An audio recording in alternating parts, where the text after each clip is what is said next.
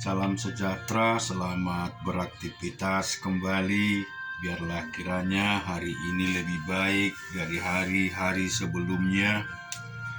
Pemeliharaan dan berkat Tuhan selalu ada di hidup kita.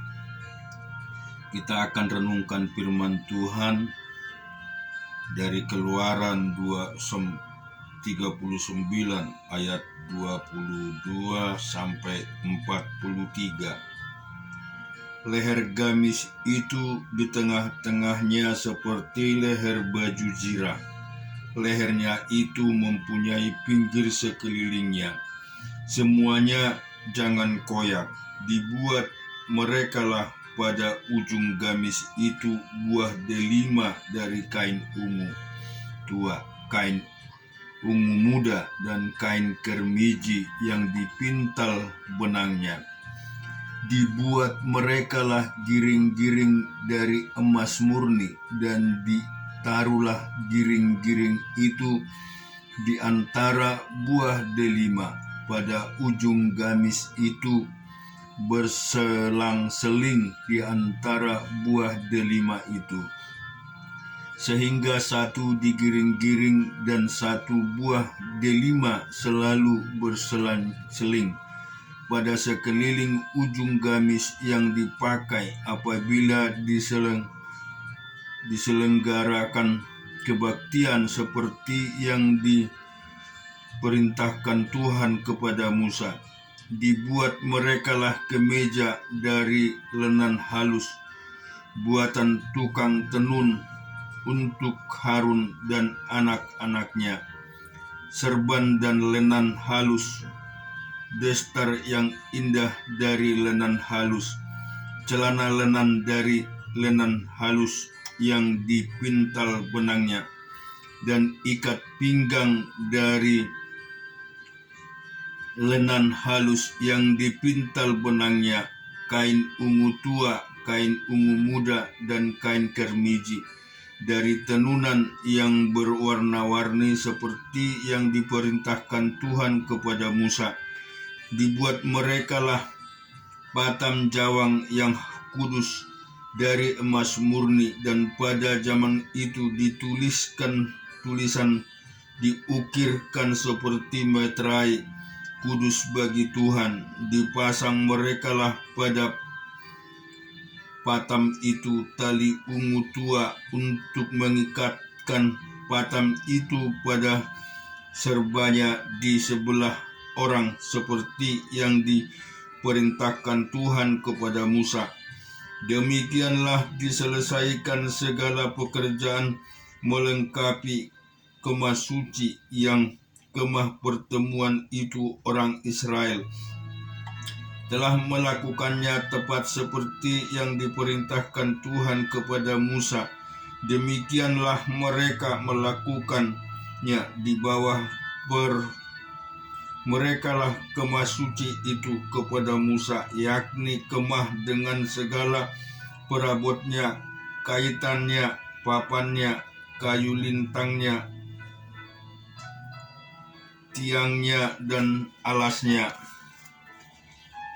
Tudung dari kulit domba jantan yang warnai merah, tudung dari kulit lumba-lumba, tabib penudung, tabib hukum Allah dengan kayu-kayu pengusungnya, dan tutup pendamaian, meja segala perkakasnya, dan roti sajian, kandil dari emas murni, lampu-lampunya, lampu yang harus teratur di atasnya, dan segala perkakasnya, minyak untuk penerangan, mesbah dari emas, minyak urapan ukupan dari wangi-wangian, tirai pintu kemah, mesbah kemah dengan kisi-kisi tembaganya, kayu-kayu pengusungnya, dan segala perkakasnya, bejana pembasuhan dengan alasnya, layar pelataran tiangnya dan alasnya, dan tirai untuk pintu gerbang pelataran, talinya dan patoknya, segala perkakas untuk pekerjaan mendirikan kemah suci, yakni kemah pertemuan itu. Pakaian jabatan yang dipakai apabila diselenggarakan kebaktian di tempat kudus, pakaian kudus untuk Imam Harun dan pakaian anak-anaknya untuk memegang jabatan imam. Tetapi yang diperintahkan Tuhan kepada Musa, demikianlah dilakukan orang Israel. Segala pekerjaan melengkapi itu. Dan Musa melihat segala pekerjaan itu, dan sesungguhnyalah mereka telah melakukan seperti yang diperintahkan Tuhan. Demikianlah mereka melakukan. Lalu Musa memberkati mereka. Kita akan membaca Hakim-Hakim 19 ayat 1 sampai 15. Perbuatan noda di Gibea. Terjadilah pada zaman itu, ketika tidak ada raja di Israel, bahwa di balik pegunungan Efraim ada seorang Lewi tinggal sebagai pendatang. Ia mengambil seorang gundik dari Betlehem Yehuda, tetapi gundiknya itu berlaku serong terhadap dia, dan pergi daripadanya ke rumah ayahnya dan di Betlehem Yehuda, lalu tinggal di sana 4 bulan lamanya. Berkemaslah suaminya itu, lalu pergi menyusul perempuan itu untuk membujuk dia dan membawanya kembali. Bersama-sama dia, bujangnya, dan sepasang keledai. Ketika perempuan muda itu membawa dia masuk ke rumah ayahnya, dan ketika ayah itu melihat dia, maka bersukacitalah ia mendapatkannya. Mertuanya, ayah perempuan muda itu, tidak membiarkan dia pergi, sehingga ia tinggal 3 hari lamanya pada ayah itu. Mereka makan, minum, dan bermalam di sana. Tetapi pada hari yang keempat, ketika mereka bangun pagi-pagi dan ketika orang Lewi itu berkemas untuk pergi, berkatalah ayah perempuan muda itu kepada menantunya, segarkanlah dirimu dahulu dengan sekerat roti, kemudian bolehlah kamu pergi. Jadi duduklah mereka, lalu makan dan minumlah keduanya bersama-sama. Kata ayah perempuan muda itu kepada laki-laki itu, baiklah, putuskanlah untuk tinggal bermalam, dan biarlah hatimu gembira. Tetapi ketika orang itu bangun untuk pergi juga, mertuanya itu mendesaknya sehingga ia tinggal pula di sana bermalam. Pada hari yang kelima, ketika ia bangun pagi-pagi untuk pergi, berkatalah ayah perempuan muda itu, mari segarkanlah dirimu dahulu dan tinggallah sebentar lagi sampai matahari surut. Lalu makanlah mereka keduanya. Ketika orang itu bangun untuk pergi bersama dengan gundiknya dan bujangnya, berkatalah mertuanya, ayah perempuan muda itu, kepadanya, lihatlah, matahari telah mulai turun menjelang petang. Baiklah, tinggal bermalam. Lihat, matahari hampir terbenam. Tinggallah di sini bermalam, dan biarlah hatimu gembira. Maka besok kamu dapat bangun pagi-pagi untuk berjalan dan pulang ke rumahmu. Tetapi orang itu tidak mau tinggal bermalam. Ia berkemas lalu pergi. Demikianlah sampai ia di daerah yang berhadap dengan Yebus, itulah Yerusalem. Bersama-sama dengan dia ada sepasang keledai yang berkelana dan gundiknya juga.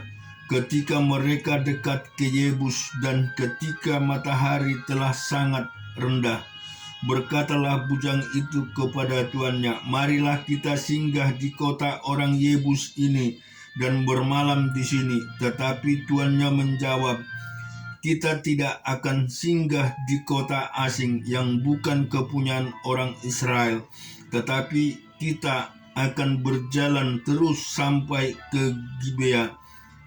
Lagi katanya kepada bujangnya, marilah kita berjalan sampai ke salah satu tempat yang di sana dan bermalam di Gibea atau di Rama. Lalu berjalanlah mereka melanjutkan perjalanannya, dan matahari terbenam ketika mereka dekat Gibea kepunyaan suku Benyamin. Ayat 15, sebab itu singgahlah mereka di Gibea, lalu masuk untuk bermalam di situ.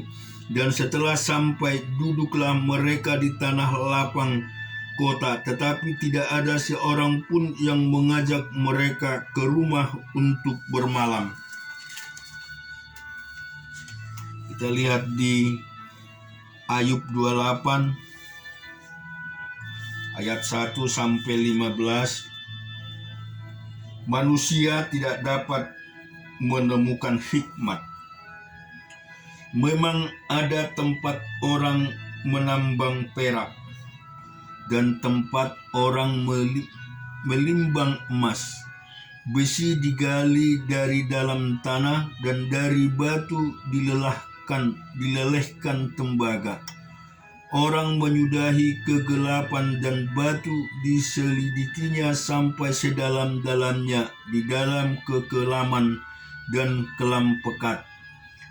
Orang menggali tambang jauh dari tempat kediaman manusia. Mereka dilupakan oleh orang yang berjalan di atas. Mereka melayang-layang jauh dari manusia. Tanah yang menghasilkan pangan di bawahnya dibongkar bangkirnya seperti oleh api. Batunya adalah tempat menemukan lazurit yang mengandung emas urai. Jalan ke sana tidak dikenal seekor burung buas pun dalam maha elang tidak melihatnya. Binatang yang ganas tidak menginjakkan kakinya di sana, dan singa tidak melangkah melaluinya. Manusia melekatkan tangannya pada batu yang keras. Ia membongkar bangkir gunung-gunung sampai pada akar-akarnya.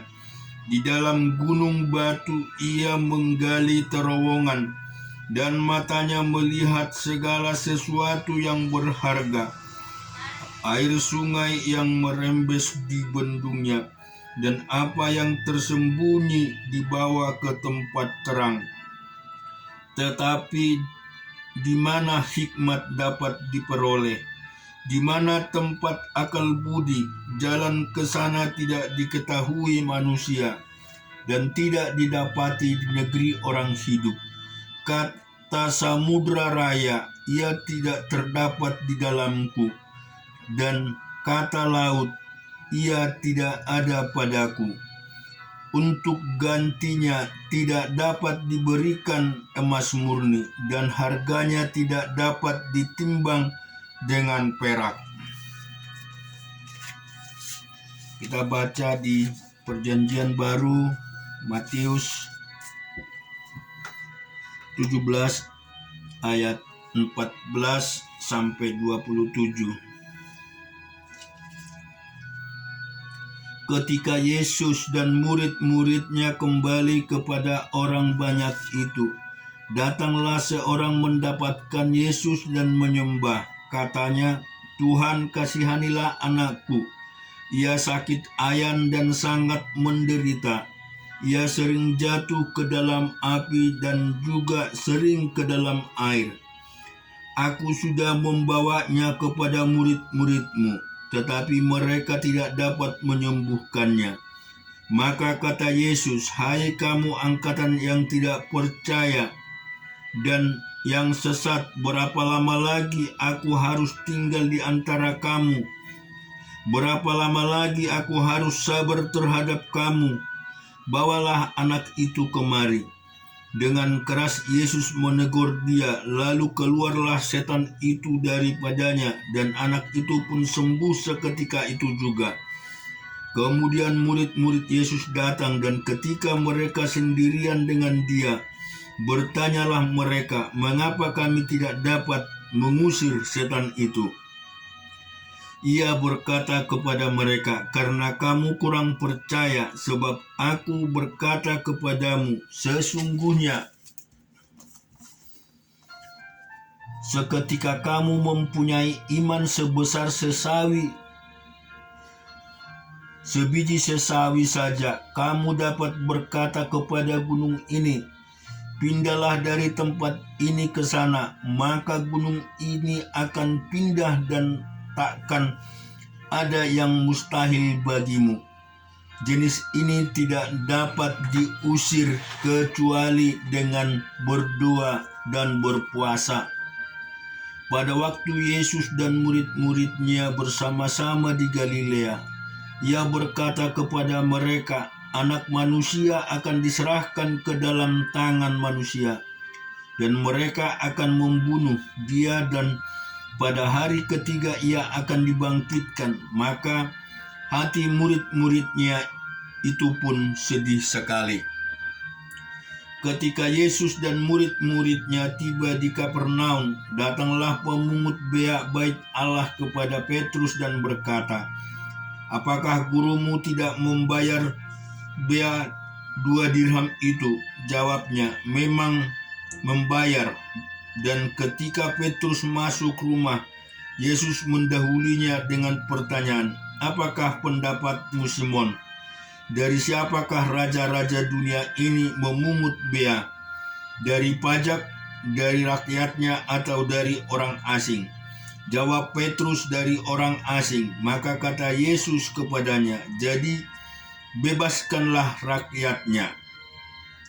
Tetapi supaya jangan kita menjadi batu sandungan bagi mereka, pergilah memancing ke danau, dan ikan pertama yang kau pancing, tangkaplah dan bukalah mulutnya.